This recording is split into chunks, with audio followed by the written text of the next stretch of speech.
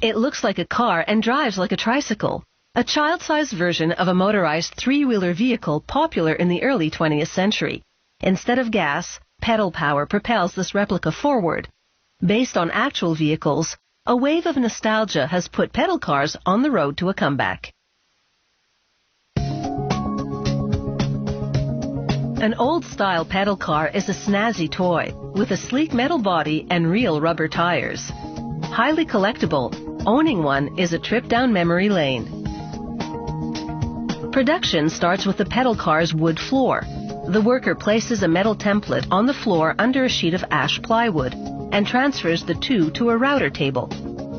With a pin in the template below to guide him, he moves the plywood as the router cuts it.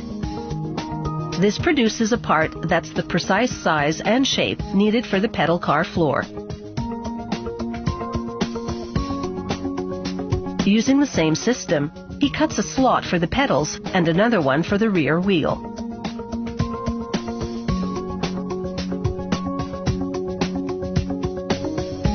He evens the edges with a hand router, giving the pedal car floor a finer look and feel. He glues supports for the backrest close to the rear of the floorboard.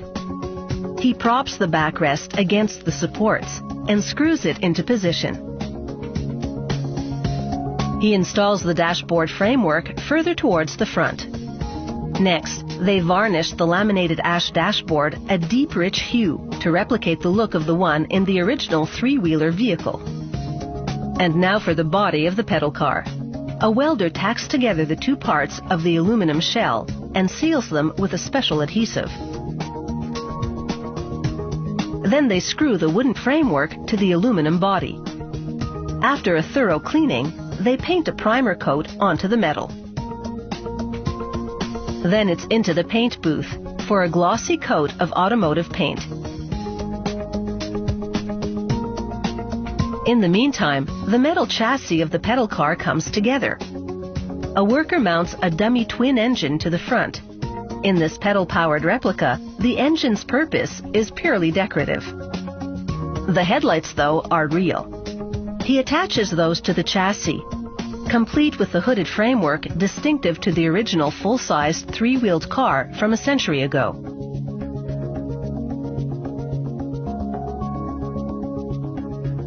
He then fits the tires to the chassis. They're cycle tires, child size, to fit the scale of this toy car replica. A quick spin confirms they're operational. He mounts the fenders to the frame just above the tires and secures them with metal brackets. The fenders will guard against splashing mud and water. He now transfers the car body to the three-wheeled chassis. He aligns it with fixing points on the chassis and then screws it into place.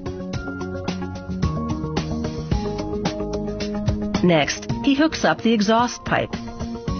Like the engine, it's an imitation, but it looks real. He fits an aluminum grille to the front of the pedal car, just behind the mock engine. He installs a small windshield in front of the pedal car cockpit. And now, he pops the dashboard, equipped with the speed dial, into place. It fits into the pedal car's hooped frame perfectly. He wires the battery-operated headlights to the dashboard switch. He attaches the handbrake to the side of the cab and runs the braking cables to the rear wheel.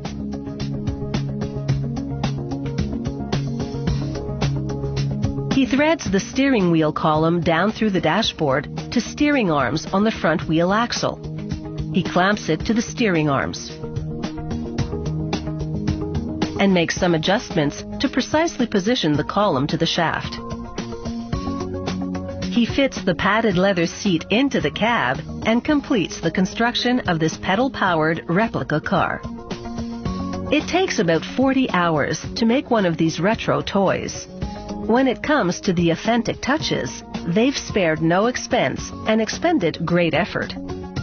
Now it's time for a spin to the playground and some good old-fashioned fun.